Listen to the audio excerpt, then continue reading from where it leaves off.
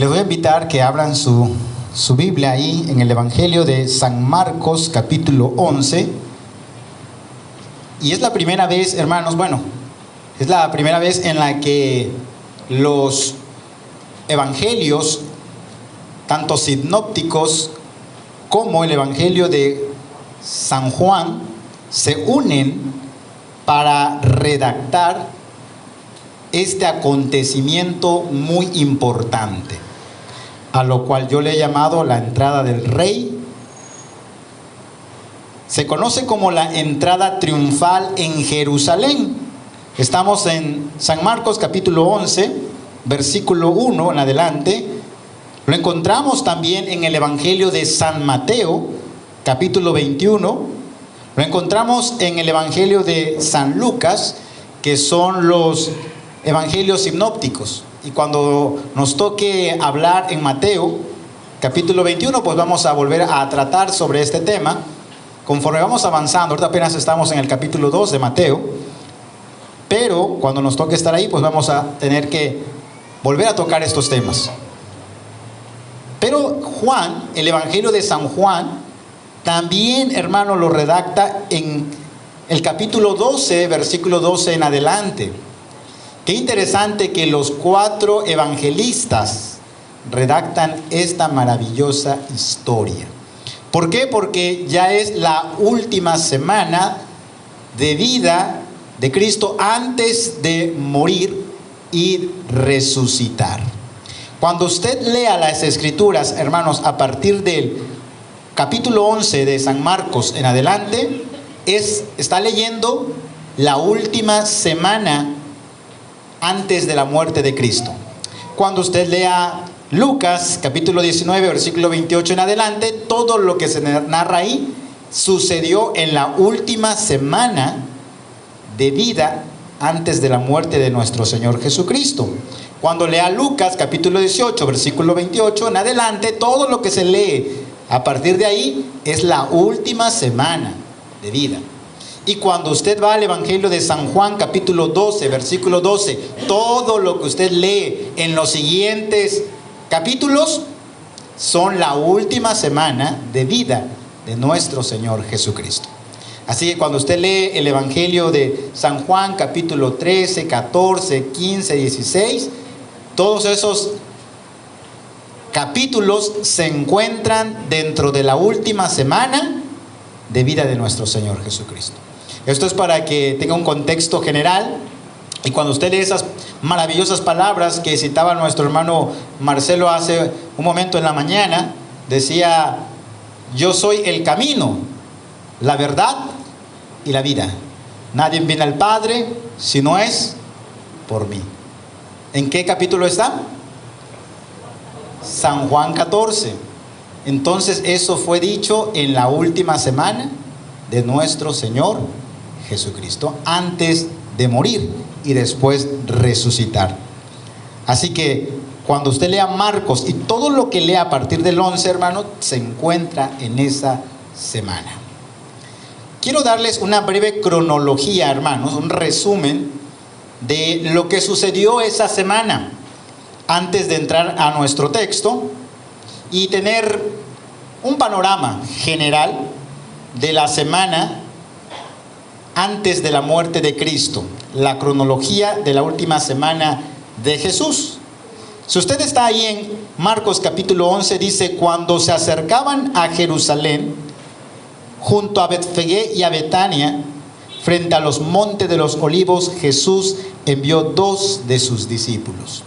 ¿Qué día era ese? Era un primer día de la semana. Para nosotros vendría siendo el domingo, exactamente. Los judíos, hermanos, no le llamaban domingo, obviamente. Eso ya es en el calendario grecorromano. Pero los judíos, cuando se referían a nuestro domingo, para ellos era el primer día de la semana. ¿Por qué el primer día de la semana? Porque el 7º día era el día de reposo. Entonces el día de reposo al día que seguía era el primero de la semana. Ese primer día de la semana, o ese domingo, para nosotros es conocido como el Domingo de Ramos. que en el calendario de hoy, de este año, marca la próxima semana. Pero yo quise tocarlo hoy, hermanos, porque la semana que viene sería Domingo de Ramos y la otra que viene sería Domingo de Resurrección, y entonces no tendría tiempo para hablar sobre la entrada triunfal solamente, pero no tendríamos tiempo para hablar sobre la muerte del Mesías, que es importante para entrar al Domingo de Resurrección, y por eso me adelanté unos 15 días. ¿Estamos? Entonces hoy quiero hablarte sobre esta entrada, y la próxima semana, con el favor de Dios, vamos a estar hablando y aprendiendo sobre la muerte del Mesías para llegar al Domingo de Resurrección. Así que toda esta semana, hermanos, estaremos hablando y meditando sobre la última semana de vida de nuestro Señor Jesucristo. El domingo, el primer día de la semana, entra a Jerusalén. Al día siguiente, hermanos, Mateo 21 lo relata, Lucas 19, no vamos a ir a los textos por cuestión del tiempo. Al día siguiente es la purificación del templo y la maldición de la higuera. Jesús entra primero a Jerusalén, luego vuelve a salir, y al día siguiente vuelve a regresar, empieza la purificación del templo, encuentran la higuera y él la maldice. Al día siguiente, o sea el martes, Jesús va otra vez al templo, enseña en el templo, le hacen preguntas en el templo. Así que es una semana cargada, muy cargada de movimiento para el Señor Jesucristo. Además era un tiempo, como lo vamos a ver ahorita, era un tiempo donde se reunía muchísima gente porque se acercaba lo que es la Pascua. Y la Pascua reunía millones de judíos. Millones de judíos. La ciudad se arrebataba de gente, hermanos. Es como ir un 12 de diciembre a la Ciudad de México. Está arrebatada de gente que llega a la Guadalupana. Carros por doquiera, hermano. Carros, trailers llenos de gente. Bueno, algo similar. Venían los judíos de diferentes partes del Imperio Romano para llegar a Jerusalén con el propósito de estar ¿en dónde?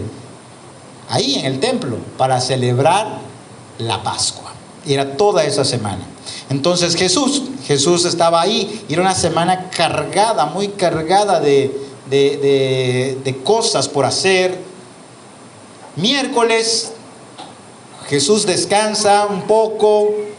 Se cree que es ahí donde se le unge los pies por los cabellos de esta mujer. Se hace la confabulación para matarle. Y el jueves, por ahí de las 3 de la tarde, es la última cena, o lo que nosotros conocemos como la Cena del Señor. Es ahí donde instituye los elementos, el pan y la copa. Habla con sus discípulos. Judas se prepara para traicionar al Señor Jesús más tarde en la noche. Y esa noche, hermanos, Él está con sus discípulos en el monte, en lo que es ¿me ayuda ahí? Está orando en el Getsemaní. ¿Sí? En el Getsemaní. Es ahí donde Él está orando. Judas lo traiciona.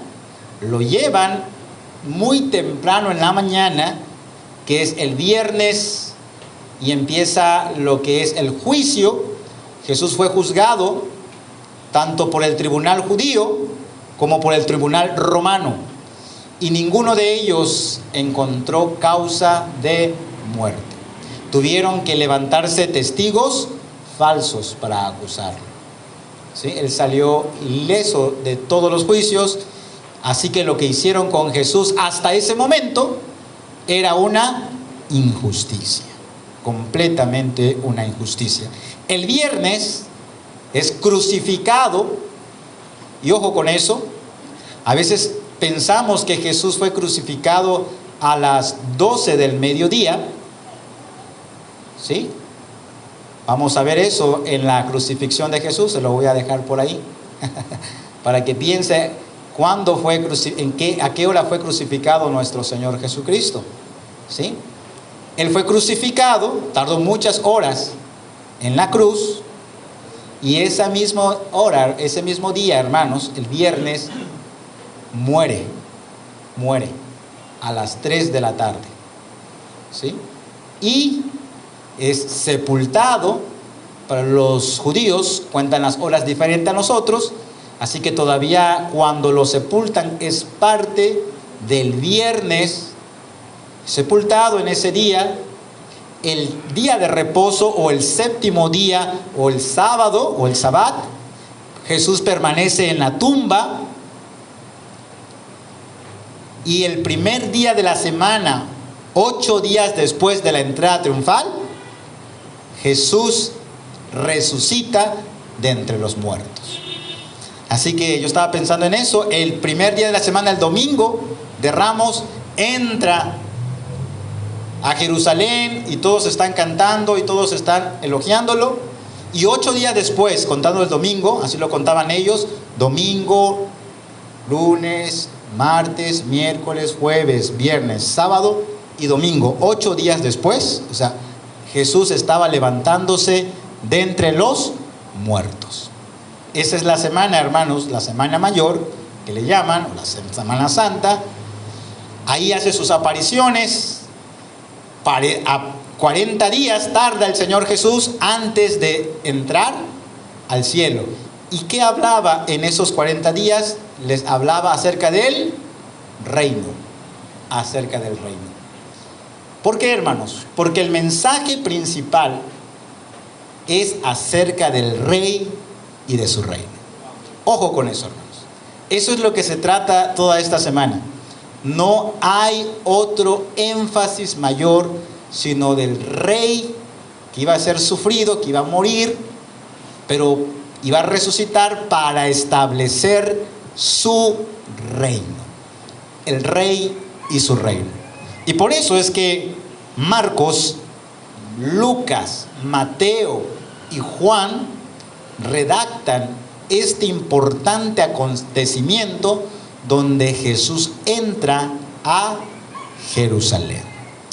Si está ahí, entonces vamos a orar. Padre nuestro que estás en los cielos, te damos a ti las gracias porque nos has permitido, Señor, entrar a esa esfera en la cual te podemos adorar en espíritu y en verdad, no por nuestros méritos, Padre, sino por los méritos logrados de nuestro Señor Jesucristo. Gracias por la preciosísima sangre de Cristo, como de un cordero sin mancha y sin contaminación, destinado ya desde antes de la fundación del mundo para perdonar nuestros pecados, Señor. Y hoy, Padre, tenemos esa libertad de poder adorarte, Señor. Adorarte como nos explicaba nuestro hermano Jaime. Adorarte, Señor, en espíritu y en verdad. Ayúdame pues, Padre, a comunicar tus verdades, Señor, y que esa adoración no solamente sea hoy, primer día de la semana, sino toda nuestra vida, Padre. Que podamos exaltar al Rey de Reyes y así como cantábamos hace un momento, entronarle al Rey de Reyes. Ayúdanos, Padre, a que esto así sea. En el precioso nombre de Jesús. Amén. A mí me encanta mucho ese himno, es un himno de mi himno favorito, entronarle al Rey de Reyes. Hay una estrofa donde dice, adorad a Emanuel, adorad a Emanuel. Y estuvimos hablando de eso en Mateo capítulo 1, Emanuel, que es Dios con nosotros. Adorad a Dios con nosotros. También me encanta ese himno porque dice, el rey ya está aquí, ya está su reino, ya está gobernando, ya está reinando. Me encantan eso. Y así como decía nuestro hermano Jaime, no se necesita de otra cosa más, sino de entender y cantar esas verdades, hermano.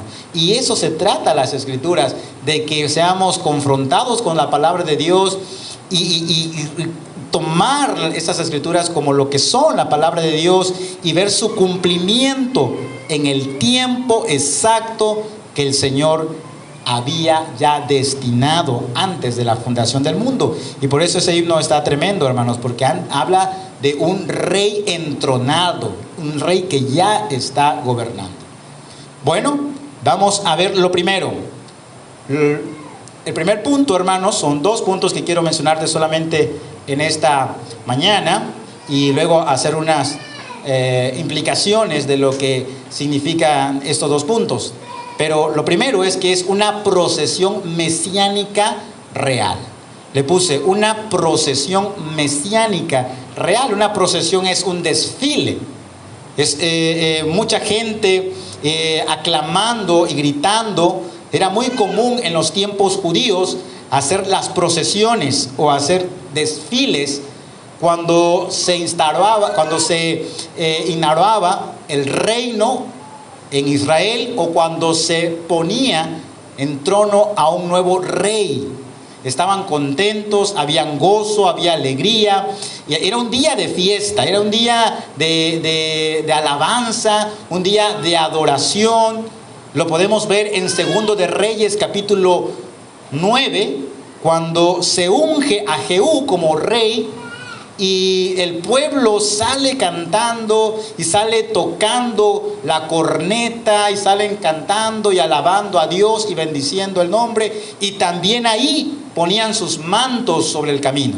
Era ese momento, la procesión, el desfile con el que se le recibía a un rey digno que entraría al pueblo o a la ciudad y tomaría el poder, y a partir de ahí en adelante pues estaría en el gobierno. El pueblo de Israel ya lo hacía por años, por décadas, no es algo nuevo. A veces cuando pensamos que leemos en Marcos y que están tendiendo sus mantos, decimos, es la primera vez. No, ya lo hacían, lo solían hacer en el pueblo de Israel anteriormente. También, hermanos, los romanos tenían su procesión. Nada más que la procesión de los romanos era distinta al del judaísmo. ¿Por qué? Porque los romanos entraban cabalgando después de sus victorias logradas cuando conquistaban un país, una ciudad, una potencia. Ellos entraban cabalgando en sus corceles blancos porque demostraba victoria. Pero el Señor Jesús venía montando, pero Él no montaba un corcel blanco, Él montaba un ¿qué? Un asno, un pollino, ¿sí?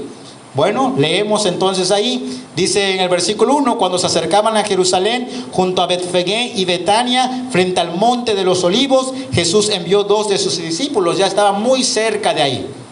Algunos comentaristas hablan de 35 kilómetros, realmente estaba muy cerca de Jerusalén, y el monte de los olivos estaba muy cerca, un monte que fue muy, muy particular porque era donde Jesús enseñaba muy continuamente.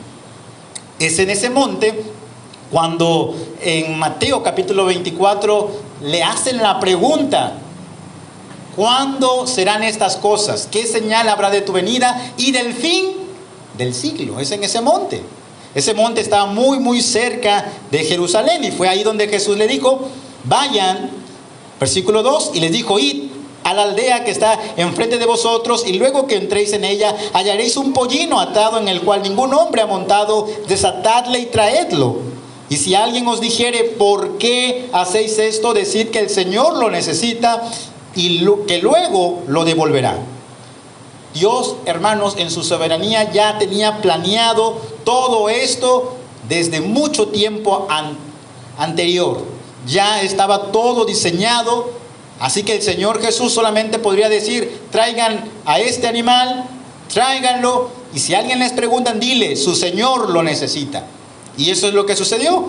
Versículo 4, fueron y hallaron al pollino atado afuera de la puerta, en el recodo del camino, y lo desataron. Y unos de los que estaban allí les dijeron: ¿qué hacéis desatando al pollino? Ellos entonces le dijeron como Jesús había mandado, y los dejaron. Y trajeron al pollino a Jesús, y echaron sobre él sus mantos, y se sentó sobre él. También muchos tendían sus mantos por el camino, y otros cortaban ramas de los árboles y las tendían por el camino. Y los que iban delante y los que venían detrás daban voces diciendo: Hosana, bendito el que viene en el nombre del Señor. Bendito el reino de nuestro Padre. Bendito David que viene, Hosana en las alturas. Y entró Jesús en Jerusalén y en el templo, y habiendo mirado alrededor todas las cosas, como ya anochecía, se fue a Betania con los 12. Eso fue lo que sucedió el domingo, conocido como el Domingo de Ramos. Ahora, algo interesante aquí, hermanos, porque cuando leemos el Evangelio, que es paralelo a esto, uno de los sinópticos en Mateo capítulo 21, versículo 4 y 5, nos dice la razón de por qué es que Jesús entra de esta manera. Y es que cuando Jesús entra así, dice Mateo, que se estaba cumpliendo las profecías ya dichas anteriormente. Dice Mateo capítulo 21, 4 y 5. Todo esto aconteció para que se cumpliese lo dicho por el profeta cuando dijo: decid a la hija de Sión, he aquí tu rey viene a ti, manso y sentado sobre una asna, sobre un pollino, hijo de animal de carga. Ahora, es importantísimo esto porque Mateo, como lo hemos estado estudiando, siempre va a decir para que se cumpla, porque Mateo está escribiendo a una audiencia judía y quiere demostrarles que Jesús verdaderamente era quien cumplía esas profecías. Por eso es que él agrega ahí, para que se cumpliese lo dicho por el profeta. ¿Qué profeta había dicho esto? Bueno, lo había dicho Isaías capítulo 62, 11. No lo busque, simplemente se lo voy a leer, escúchelo. He aquí que Jehová hizo oír hasta lo último de la tierra: decid a la hija de Sión, he aquí viene tu Salvador, he aquí tu recompensa con él y delante de él su obra. Ahora, yo le puse esto, es una procesión mesiánica. ¿Por qué, hermanos? Porque Isaías capítulo 66 dice: decid a la hija de Sión, he aquí viene tu Salvador. Y siempre cuando se habla de Salvador, siempre se refiere al Mesías, al ungido de Dios. Por eso es que era un desfile mesiánico real. Pero algo más. Zacarías capítulo 9:9 dice lo siguiente: alégrate mucho, hija de Sión, da voces de júbilo, hija de Jerusalén. He aquí tu rey vendrá a ti, justo y salvador, humilde y cabalgando sobre un asno, sobre un pollino, hijo de asna. Esto ya estaba escrito en Zacarías, ya estaba escrito en Isaías, y Jesús estaba en ese preciso momento cumpliendo las profecías que antes se decían de él. Qué importante es eso, porque se estaba demostrando ahí que verdaderamente Jesús era el Salvador que vendría, pero que también, como lo menciona Zacarías, era el Rey que vendría a ti. El Rey que vendría a ti. Así lo dice Zacarías: hija de Jerusalén, he aquí tu Rey vendrá a ti, justo y salvador, humilde y cabalgando sobre un asno. Pero hay algo importante, hermanos, en Mateo, un detalle importantísimo que no quisiera pasar por alto. Mateo, el evangelista Mateo, nos dice lo siguiente en el capítulo 21, versículo 2, diciéndoles, narrando lo mismo, pero desde una perspectiva diferente: id a esa aldea que está frente a vosotros, y enseguida encontraréis una burra atada y un pollino con ella. Esto es tremendo, porque ninguno de los demás evangelistas, como Marcos, Lucas ni Juan, no hacen mención de una burra.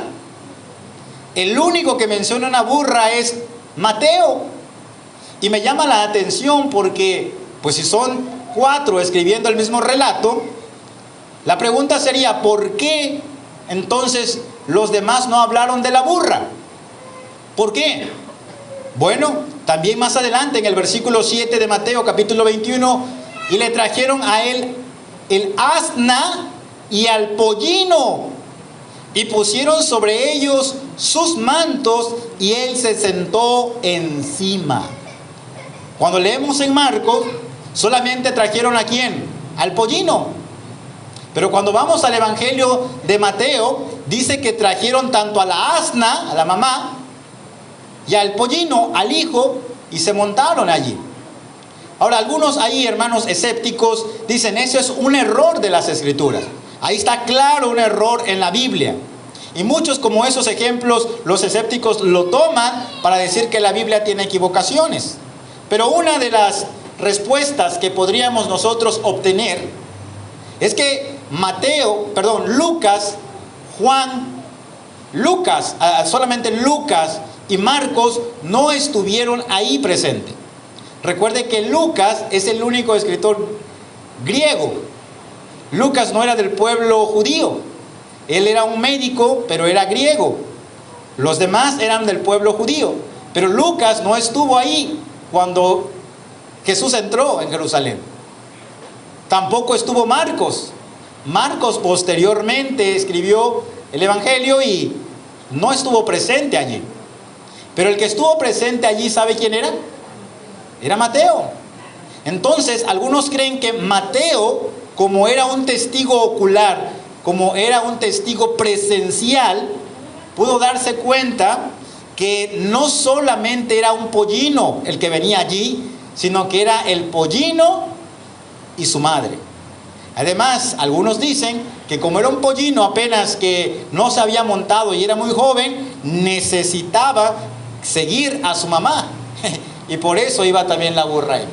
No lo sabemos, pero no hay ninguna contradicción. Mateo, hermano, que era alguien que estuvo de cerca en el ministerio de Jesús, pudo observar con mayor claridad que no solamente era un pollino, sino que también era una burra. La mamá venía ahí. Y Zacarías 9:9 dice: alégrate mucho, hija de Sión, da voces de júbilo, hija de Jerusalén. He aquí tu rey vendrá a ti, justo y salvador, humilde y cabalgando sobre un asno, sobre un pollino y hijo de asna. Así que la profecía de Zacarías menciona no solamente a un pollino, sino que también menciona a una asna. Y por eso, hermano, es que Mateo observa que no solamente estaba el pollino, sino que también estaba la mamá del pollino, la burra.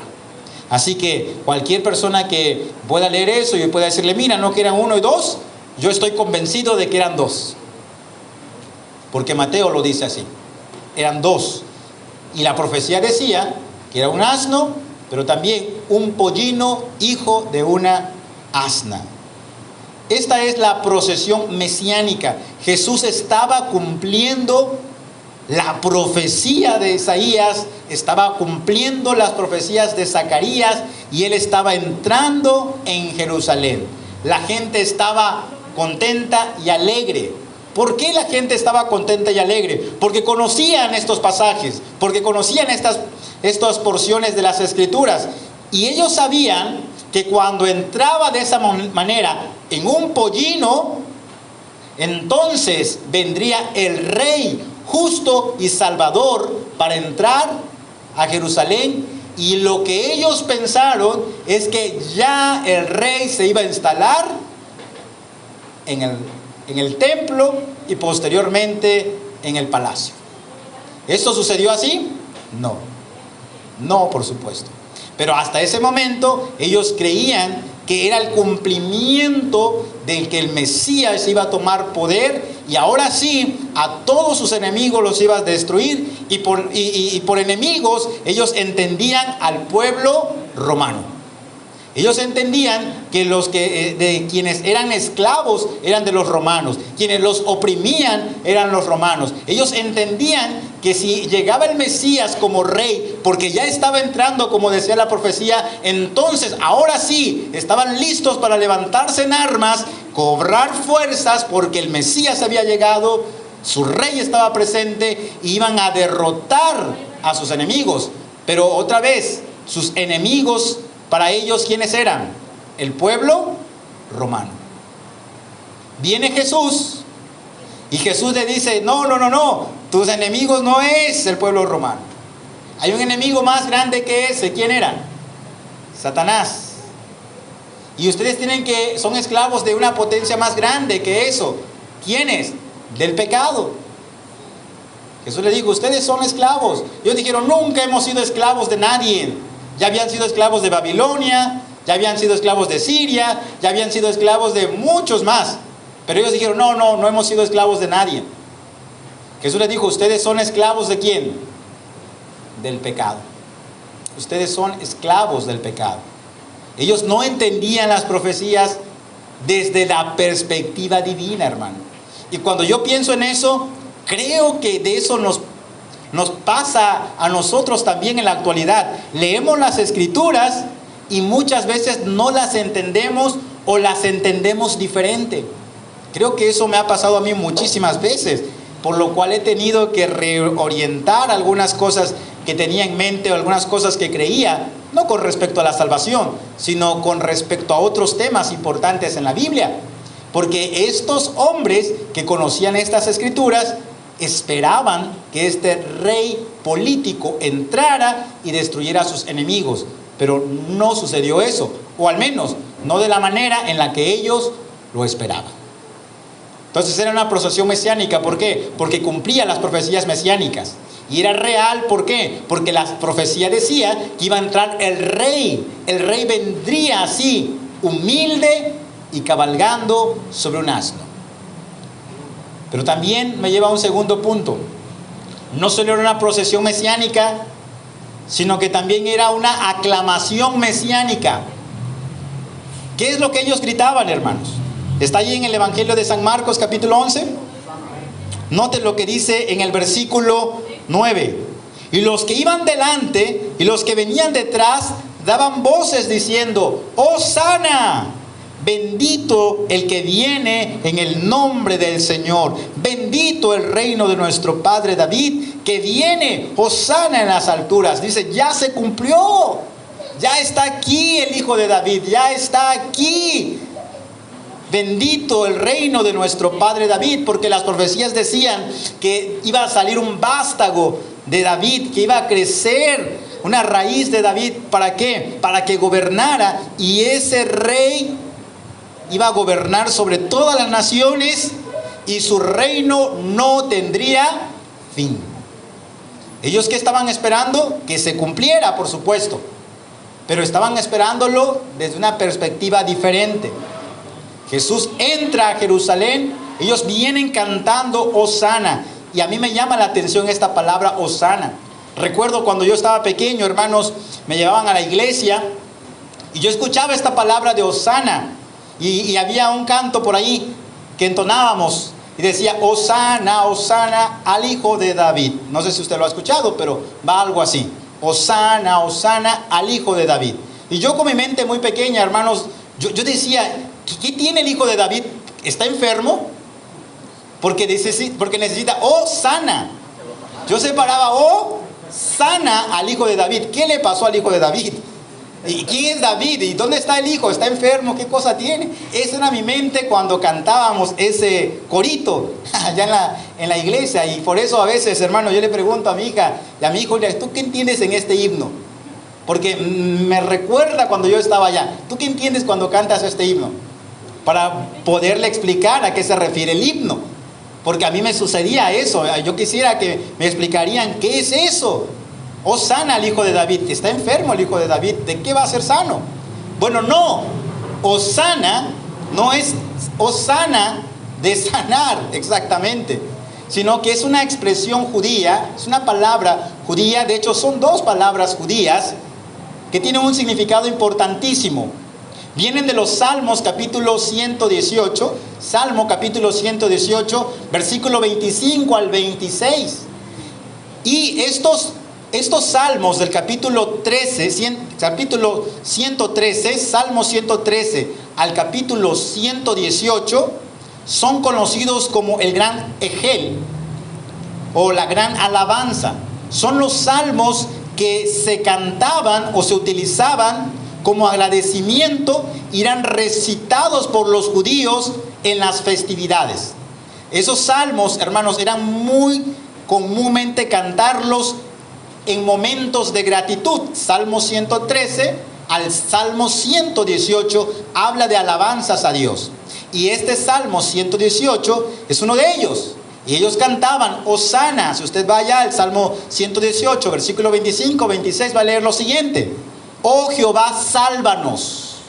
Y eso es lo que significa hosana. Hosana significa oh Jehová, sálvanos. Si hay algo que usted quiere aprender en esta mañana, entonces usted puede aprender esto. Oh sana significa, oh sálvanos. Y el Salmo dice, oh Jehová, sálvanos, ahora te ruego, oh Jehová, que nos hagas prosperar ahora. Bendito el que viene en el nombre de Jehová. Desde la casa de Jehová os bendecimos. Viene de dos palabras, Yasha, no sé exactamente cómo se pronuncia, que significa liberar, salvar. Pero si usted ve, Yasha suena también como ¿qué? Yeshua. ¿Y sabe quién es Yeshua o Joshua?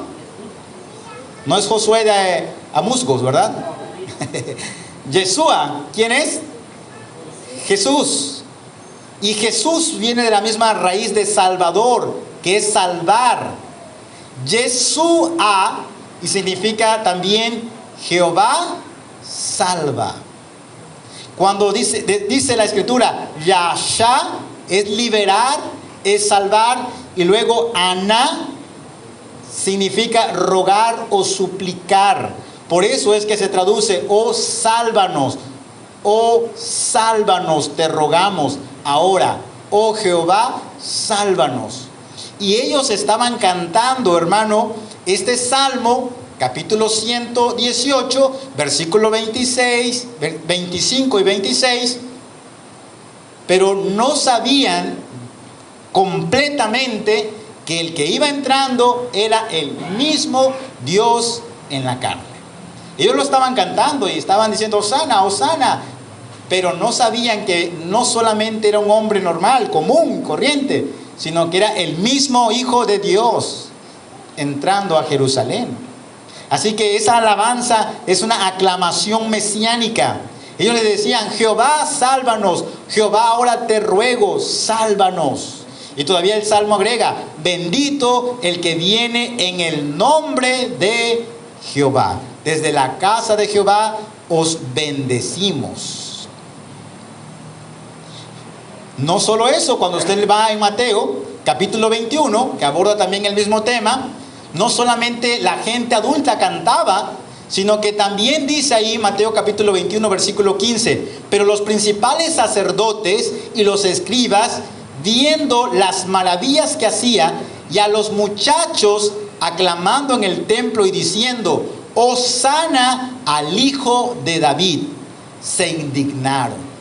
Así que había un grupo de personas que estaba cantando y celebrando la entrada de Jesús, mientras que había otro grupo de personas que estaban indignados, que estaban molestos, que estaban enojados. ¿Y por qué estaban enojados? Porque ellos entendían, los principales sacerdotes entendían que cuando se le decía Hosana al Hijo de David, estaban refiriéndose, oh Jehová, sálvanos, y se lo estaban atribuyendo ¿a quién?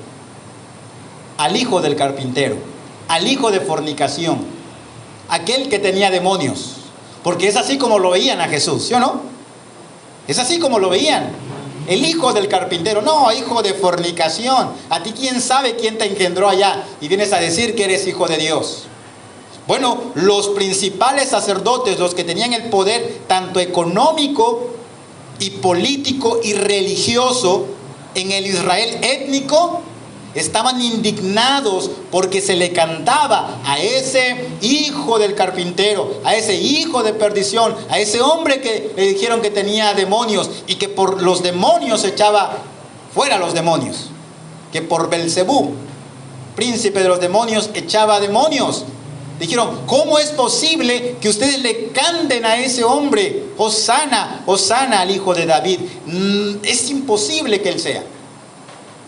Ahora, hermano, yo me pongo a pensar en este momento y a meditar. Decíamos, imagínense que fueran nuestros tiempos y entrar una persona ahí de corralero, fíjese, moreno y todo, usted sabe, andrajoso, por así decirlo. ¿Por qué corralero, pastor? Bueno, se me ocurrió corralero.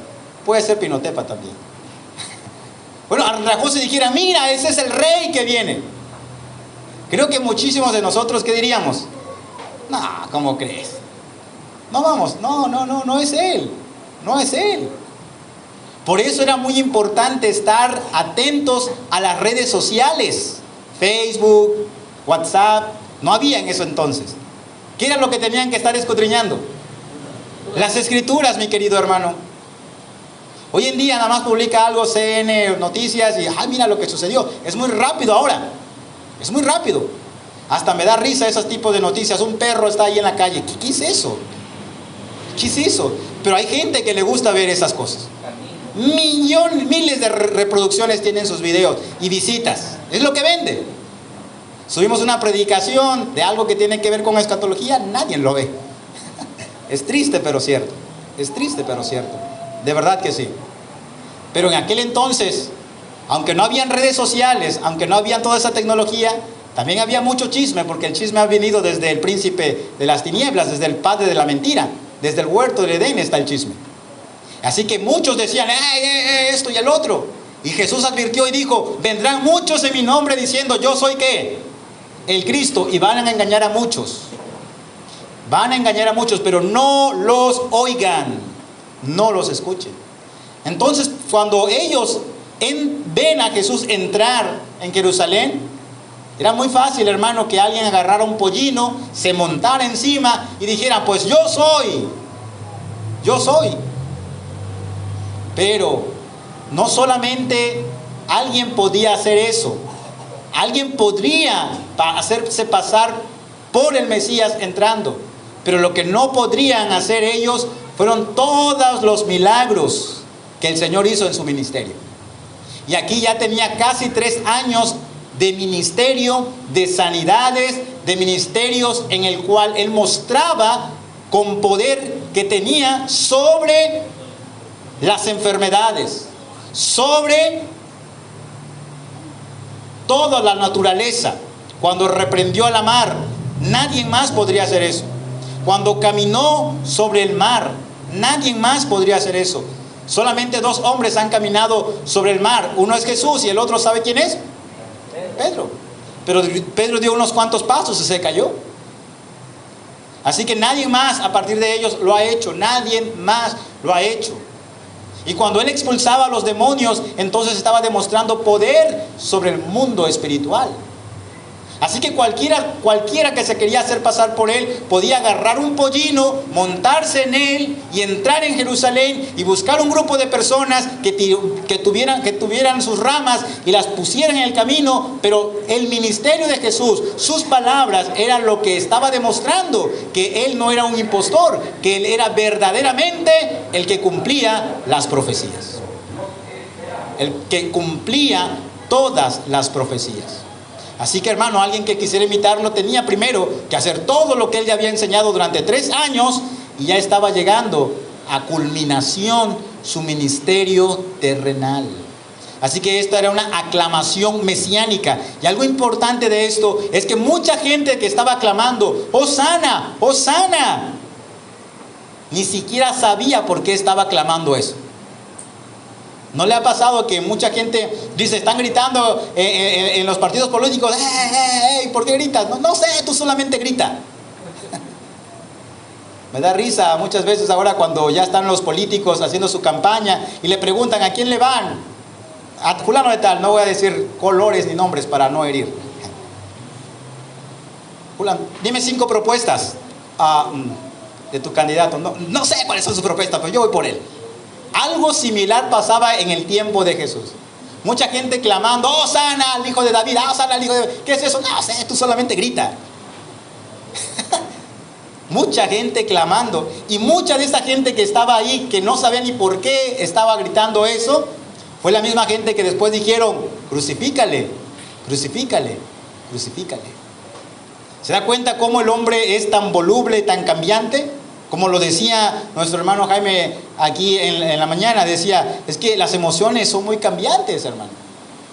En un momento estamos diciendo, ¡Hosana al hijo de David! ¡Hosana al hijo de David! Y al rato, ¿qué? Crucifícale, crucifícale, crucifícale. Es tremendo esto. Mucha gente que estaba reunida no sabía ni siquiera por qué se había reunido, ni siquiera sabía quién verdaderamente era el Mesías. A tal grado, hermano, que confundieron su llegada como un político que traería paz al Israel étnico. Pero eso no es lo que el Señor quería. No es eso lo que Él quería. Entonces terminamos leyendo ahí, dice, bendito el reino. Note bien eso, el versículo 10. Bendito el reino de nuestro padre David, que viene, hosana en las alturas. Todo esto gira, hermano, alrededor del rey. ¿Y de quién, hermano? Y de su reino. El rey y su reino. Ellos esperaban el reino de nuestro Padre. Otro sinónimo para el reino de nuestro Padre es el reino de los cielos. El reino de los cielos. Entonces lo primero es que era una procesión mesiánica real. Lo segundo es que era una aclamación mesiánica. Y eso trae algunas implicaciones entonces para nosotros, hermanos. La primera de ellas, el reino de Dios. Marcos capítulo 1, 14, 15, Mateo 4, 17, Mateo 4, 23. Todos ellos nos hablan del reino de Dios. Mateo 4, 17 nos dice que Jesús vino predicando el evangelio del reino. En Mateo capítulo 1, 14, 15 y en Mateo 4 se nos relata que el mensaje que traía Juan era arrepentíos porque el reino de los cielos se ha acercado. Y cuando llega Jesús, llega predicando, arrepentíos porque el reino de los cielos se ha acercado. Todo giraba alrededor del rey y de su reino. Los teólogos lo dividen en dos partes para un mayor entendimiento. Le llaman el reino de gracia. ¿Qué es eso, reino de gracia? Es el reino donde es la esfera o lugar donde Dios reina en los que son salvados. Lucas capítulo 11 versículo 20 dice: pero si por el dedo de Dios yo echo fuera los demonios, ciertamente el reino de Dios ha llegado a vosotros. Lucas 11:20, el reino de Dios ha llegado a vosotros. Mucha gente había escuchado durante el ministerio de Jesús: arrepentíos porque el reino de los cielos se ha acercado. Pero hermano, lo escuchaban y hacían caso omiso. Cuando entra el rey, cuando entra Jesús montado en un pollino, van cantando: hosana al hijo de David, hosana, bendito el reino de nuestro Padre. Pero ni entendían de qué se trataba ese reino. No lo entendían. Ellos pensaban que era un reino político, terrenal, y que ahora sí, Roma, te vamos a destruir. ¿Por qué? Porque ya entró el rey y ahora le van a dar el reino a él y él va a gobernar por los siglos de los siglos. No sé cómo entendían ellos, siglo de los siglos, pero no se refería nada que ver con un reino terrenal ni un reino político. Reino de gracia es como le llaman algunos teólogos, cuando ya estaba presente. Lucas capítulo 17 verso 20 y 21 dice, me encanta cómo lo dice esa traducción, palabra de Dios para todos, se la recomiendo, si usted puede leerla en internet o descargarla, palabra de Dios para todos. Unos fariseos le preguntaron a Jesús, escuche, ¿cuándo vendrá el reino de Dios? Jesús le dijo, el reino de Dios no va a venir en forma visible. La gente no dirá, está aquí o está allí. En realidad, Dios ya reina entre ustedes. Es lo mismo que dice la versión Reina Valera, el reino de Dios ha llegado a vosotros. Pero la palabra de Dios para todos lo dice, en realidad Dios ya reina entre ustedes. Y es que verdaderamente el reino de Dios ya había llegado. En la mañana veíamos el nacimiento del rey. Cuando llegaron los sabios y postrando, ¿qué hicieron? Le adoraron. Ya estaba el rey allí. Es más, me encanta cómo preguntan ellos, ¿dónde está el rey de qué? De los judíos, el rey. No preguntaron, ¿dónde está el que va a ser rey de los judíos? No, ya era rey. Al estar presente el rey, ya estaba su reino. Y el reino de Dios, de gracia, era la esfera o lugar donde Dios reina en cada uno de los que ya eran salvados. Así que mucha gente ya estaba entrando en el reino de Dios. Mucha gente ya estaba en el reino de Dios, porque ya habían aceptado a Cristo como el Mesías, porque ya habían hecho de Cristo su Señor y su Rey. Y cuando ellos estaban en ese reino y vieron a Jesús entrar, ellos sí podían clamar y decir: Hosana, Hosana, el que viene en el nombre del Señor. Ellos lo entendían bien. Mucha gente que estaba fuera de ese reino, aunque lo cantaba y aunque se lo sabían de memoria, no entendían verdaderamente el reino y estaban esperando un reino político. Pero Lucas 17, 20, 21 es tan contundente, hermano, para ver que Cristo ya estaba reinando. En realidad Dios ya reina entre ustedes. Algunos pensaban que todavía iba a reinar. Algunos pensaban que todavía iba a recibir la corona. Algunos pensaban que todavía vendría a reinar. No, el reino de gracia ya estaba allí. Por eso los teólogos lo dividen en dos: reino de gracia y reino de gloria. ¿Qué es el reino de gloria? Es el reino consumado. Ojo, el reino consumado que ha de venir. Pero ese ha de venir era en el tiempo que se estaba escribiendo las escrituras, que había de venir. Siempre cuando se habla del reino que ha de venir o del rey que ha de venir, se habla a futuro. Y todas las cartas del apóstol Pablo fueron escritas en el 60, en el 55, antes del año 70, después de nuestra era. Algunos estudiosos solamente ponen un solo libro más allá después del 70 y es Apocalipsis. Algunos lo fechan en el año 100, en el año 90, entre el año 90 y el año 100. Pero algunos otros no están de acuerdo y ven que ese libro fue escrito también antes del año 70. Antes del año 70. Así que aquí, hermanos, aquí, mientras estaba entrando Jesús, Él podía hablar a futuro. Y ese futuro puede ser que sea no muy lejano para Él, o puede ser que sea miles de años, como lo consideramos nosotros. ¿Sí? Porque a futuro puede ser próximos meses, próximos años o próximos siglos. Por eso es que algunos teólogos lo dividen en el reino de gracia y el reino de gloria. El reino de gracia ya estaba allí. Cristo ya era rey y Cristo ya gobernaba. Y el reino de gloria, que era la consumación del reino que ha de venir. Otra vez, dependiendo cuál escuela escatológica nos inclinemos, puede ser que venga en algunos años para ellos o miles de años después para nosotros. No voy a entrar en detalle con eso, pero algo estoy seguro: para ellos allí era futuro.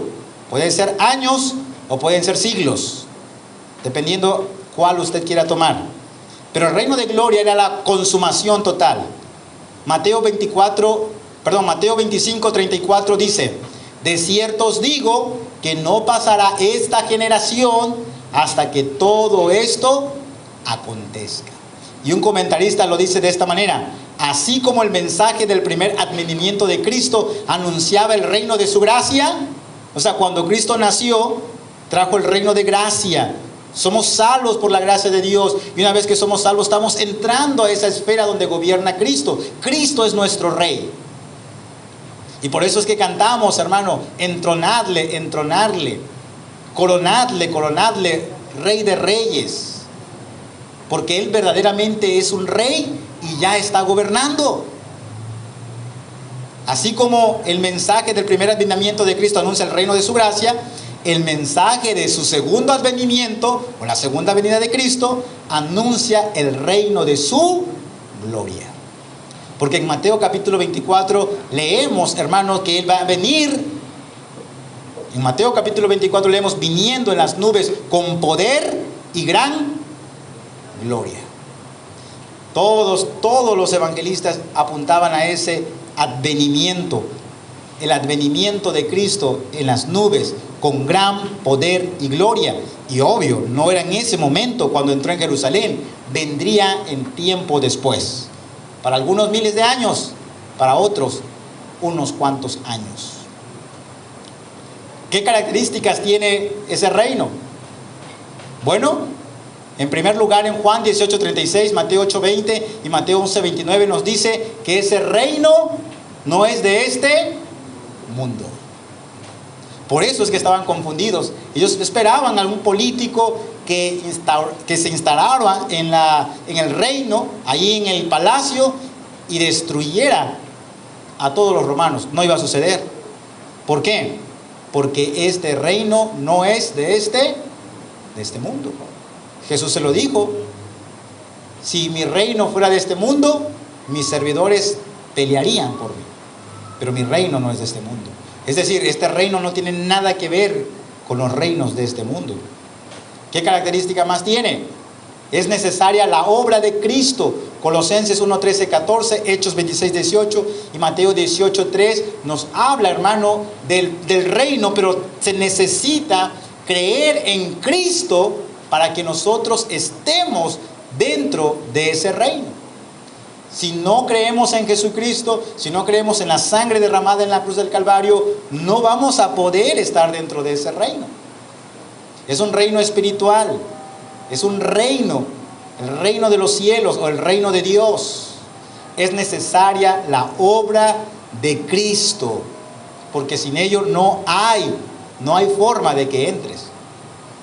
Vea por favor Colosenses capítulo 1, vaya para allá por favor un ratito. Colosenses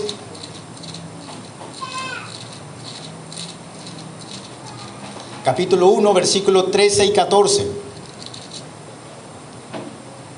El cual nos ha librado de la potestad de las tinieblas y trasladado al reino de su amado Hijo. Y escucha el 14, en quien tenemos redención por su sangre. ¿Qué cosa, hermanos? El perdón de ¿qué? De pecados. Entonces, cuando usted tiene perdón de pecados, entonces Dios le traslada ¿a dónde? Al reino de su amado Hijo. O sea que el reino estaba allí, estaba presente cuando Cristo estuvo, está presente cuando el apóstol Pablo escribe a los Colosenses y continúa presente en la actualidad, mi querido hermano. La pregunta es, ¿usted está dentro de ese reino? Que no es de este mundo, pero que es necesaria la obra de Cristo. Como lo dice el apóstol Pablo a los Colosenses, nos ha trasladado al reino de su amado Hijo Jesucristo. Hechos 26:18, hermanos. Solamente den una vuelta atrás. Hechos capítulo 26, versículo 18. Si se está durmiendo por el calor, deme unos minutos y terminamos, pero les sirve para buscar su Biblia y así se le espanta un ratito. Hechos capítulo 26:18. Para que abra sus ojos, para que se conviertan de las tinieblas a la luz y de la potestad de Satanás a Dios, para que reciban por la fe que es en mí perdón de pecados y herencia entre los santificados. Note bien estas palabras: para que se conviertan de las tinieblas a la luz y de la potestad de Satanás a Dios. Hay una potestad, hay un reino de las tinieblas, hay un reino de Satanás. Y somos sacados de ahí, hermanos, cuando nuestros pecados son perdonados, cuando creemos en Jesucristo, cuando ponemos nuestra fe en Jesucristo y pasamos a la potestad de Dios, al reino de Dios. Es el reino donde Él gobierna y ya gobierna en nuestros corazones. Mateo capítulo 18:3, hermanos, un versículo más, Mateo capítulo 18.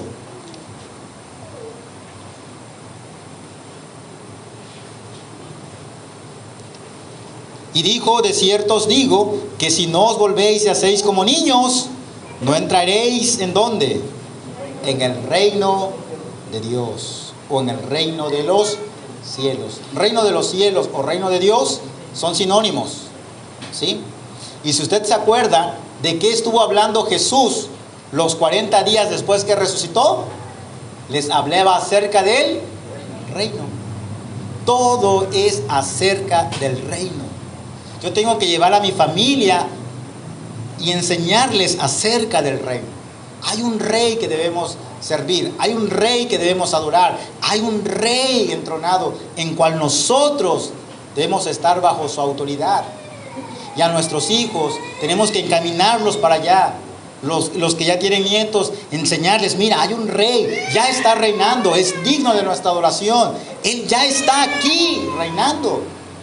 Y para que tú entres ahí necesitas la obra de Cristo, porque este reino no es de este mundo. No es de este mundo. Es nuestro deber como padres encaminarlos, llevarlos para allá. ¿Qué es necesario? Es necesaria la obra del Espíritu Santo. No lo busque, pero en Juan capítulo 3, 1 al 7, usted sabe la historia. Jesús hablando con Nicodemo. ¿Qué le dijo? ¿Os es necesario nacer de nuevo? Porque el que no nace de nuevo, no puede ¿qué? No puede ver el reino de los cielos. No puede ver el reino de Dios. Ya está el reino, ya estaba ahí. En el tiempo de Jesús ya estaba. En el tiempo de Nicodemo ya estaba. En el tiempo de Pablo ya estaba. En nuestros tiempos ya está el reino. Ya está. Está ahí. Pero es necesaria la obra de Cristo. Y es necesaria la obra del Espíritu Santo. Es necesario, mi hermano. ¿Qué más? Ese reino es inconmovible. Inconmovible.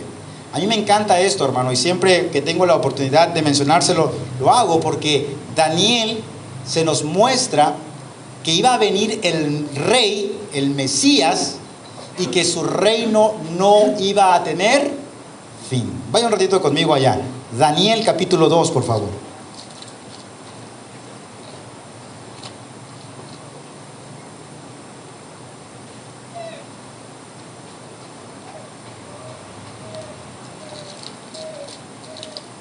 Daniel capítulo 2, versículo 44.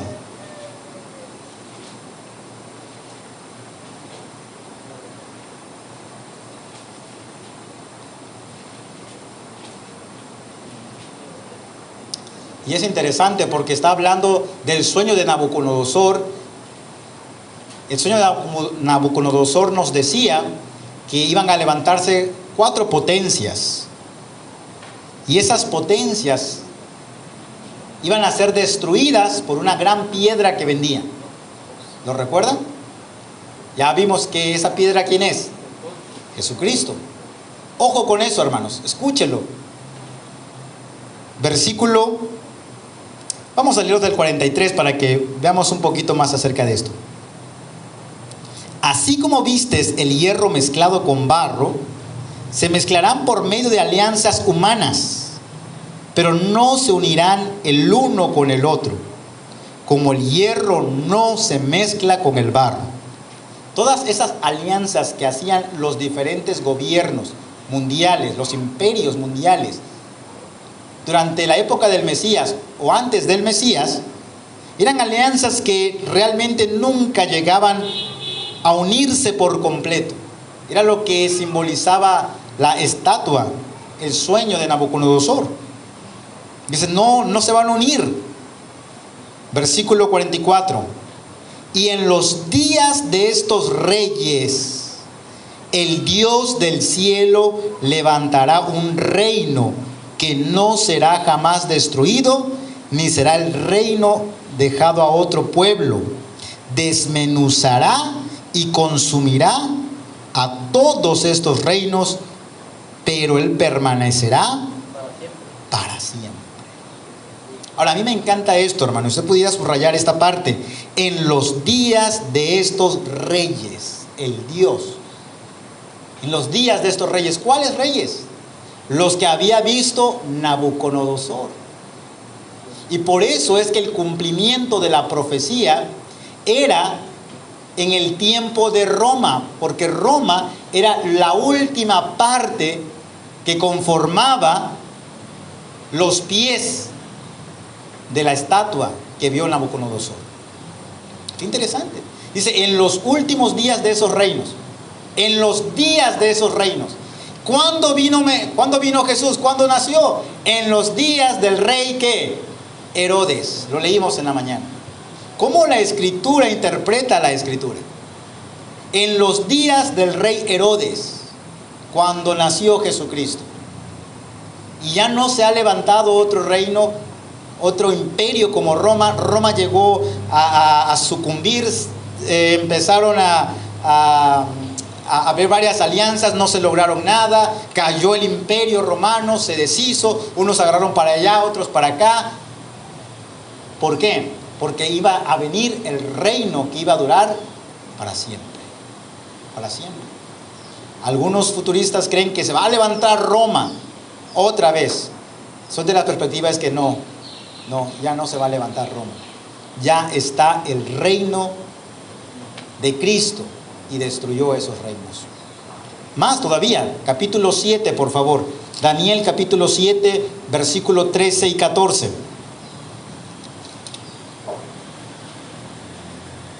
Miraba yo en la visión de la noche, y aquí en las nubes del cielo venía uno como un hijo de hombre, que vino hasta el anciano de días, y le hicieron acercarse delante de él, y le fue dado dominio, gloria y reino, para que todos los pueblos, naciones y lenguas le sirvieran. Su dominio es dominio eterno, que nunca pasará, y su reino uno que no será destruido.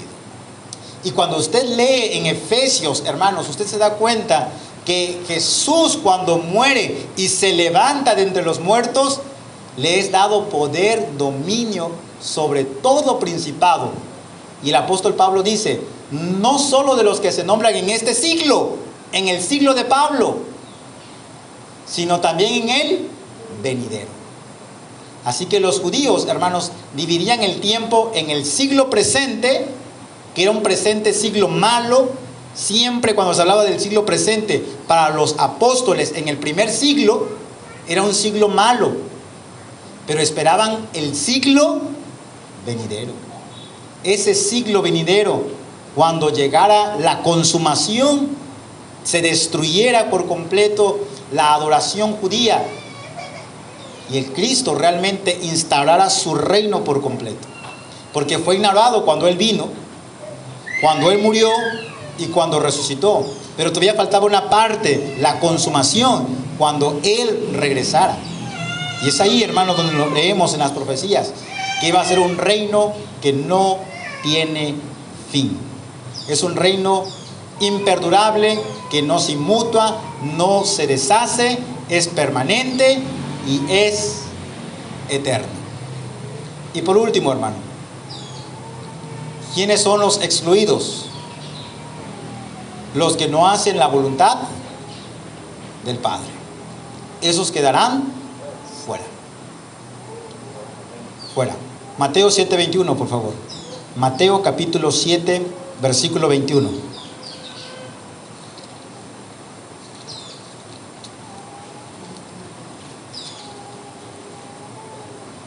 No todo el que me dice, ¿qué cosa?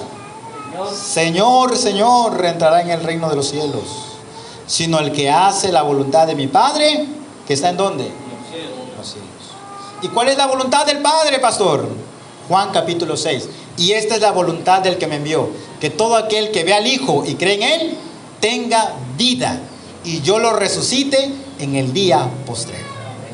Esa es la voluntad del Padre, que veas y creas ¿en quién? En el Hijo. Es que la voluntad del Padre es que yo me bautice, es que la voluntad del Padre es que yo haga esto, es que la voluntad del Padre es que yo haga aquello, y es que la voluntad del Padre, ay, tanta es la voluntad del Padre que no sé cómo le voy a hacer. No, no te la compliques. Para el incrédulo la voluntad del Padre es una, que vean al Hijo y crean en Él, para que tengan ¿qué? Vida eterna. Y una vez que ya eres su hijo, entonces ya entra la voluntad de Dios, perfecta y agradable, revelada en las Escrituras. Pero porque ya estás ¿dónde? Dentro del reino. Y una vez que tú estás dentro de ese reino, hermano, hermana, eres transformado por el Espíritu Santo. Tu mente, tu corazón, tu espíritu, tu alma es transformado por la obra redentora de Cristo. Entras a ese reino y ahora ves ahí mandamientos que cumplir. Y tú ya no los ves como una carga, porque tú ya estás dentro de ese reino. Y tú dices, wow, hay que hacer esto, lo hacemos, fallamos, lo sé, pero estoy dentro del reino. Yo pienso, hermano, como aquellos que me han platicado que se van a Estados Unidos.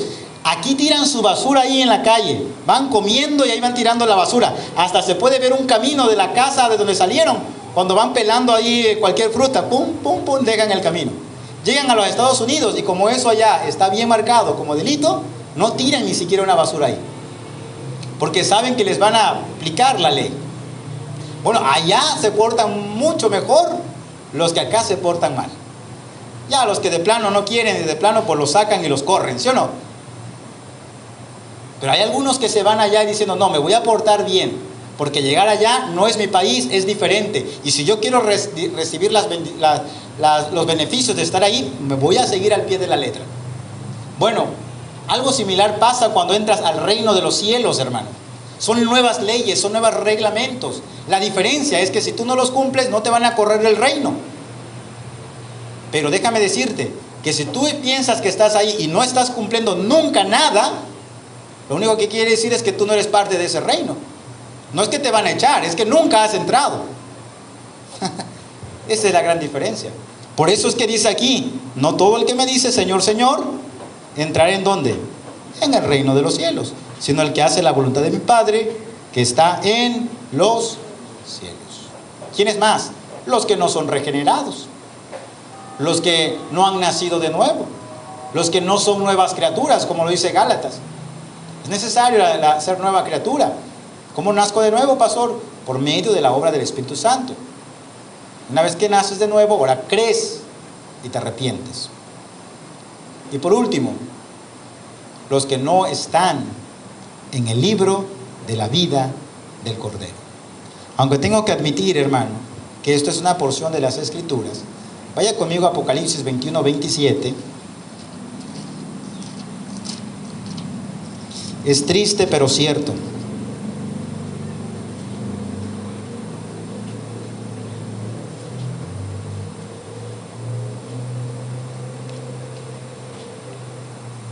¿Lo tiene?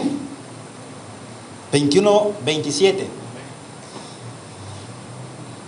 Cuando se está hablando de la Nueva Jerusalén, y ojo, cuando hablemos sobre este libro de Apocalipsis va a estar muy interesante, hermanos. Cuando hablamos de la Nueva Jerusalén, hablamos de la esfera donde el Señor ya gobierna, donde están los redimidos, los salvados, y por eso es que dice así: no entrará en ella ninguna cosa inmunda o que haga abominación y mentira, sino solamente los que están inscritos en el libro de la vida del Cordero. La Nueva Jerusalén está poblada, sí, pero solamente de ciudadanos que están inscritos en el libro de la vida del Cordero.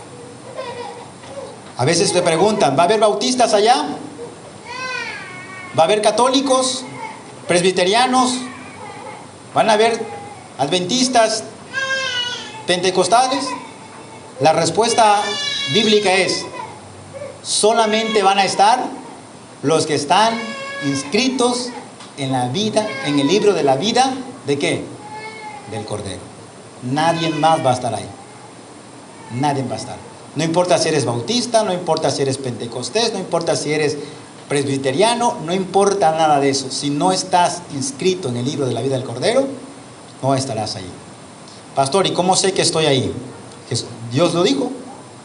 Esta es la voluntad del Padre, que todo aquel que ve al Hijo y cree en Él tenga vida eterna. Estás aquí y tú dices: yo quiero estar en ese reino, quiero recibir a mi Rey, quiero cantar Hosana al Rey, pero con entendimiento, darle una adoración como lo dice la Escritura, en espíritu y en verdad. Entonces ve a Él, pídele el perdón de tus pecados y Él está dispuesto a perdonarte. Vamos a orar, hermanos. Padre bendito, a Cristo nuestro Rey, aquel que un día entró humilde y manso, montado sobre un pollino, hijo de una asna. Te damos a ti la adoración que tú mereces, que solo tú mereces, porque nadie me es igual a ti, nadie me es como tú, Señor. Gracias, Padre, por redimirnos de nuestros pecados y por trasladarnos del reino de las tinieblas al reino de tu luz admirable. Gracias, Padre Santo, porque ahora pertenecemos a ese reino. Pero ayúdanos, Padre, a llevar este precioso mensaje a aquellas personas que están lejos del reino. Es más, si alguna persona aquí, Padre, todavía no pertenece a tu reino, te pedimos que tú hagas la obra maravillosa de regeneración para que él o ella pueda clamar por salvación y se una en adoración a ti para cantar Hosana, Hosana al Hijo de David. Gracias, Padre, en el nombre de Jesús. Amén.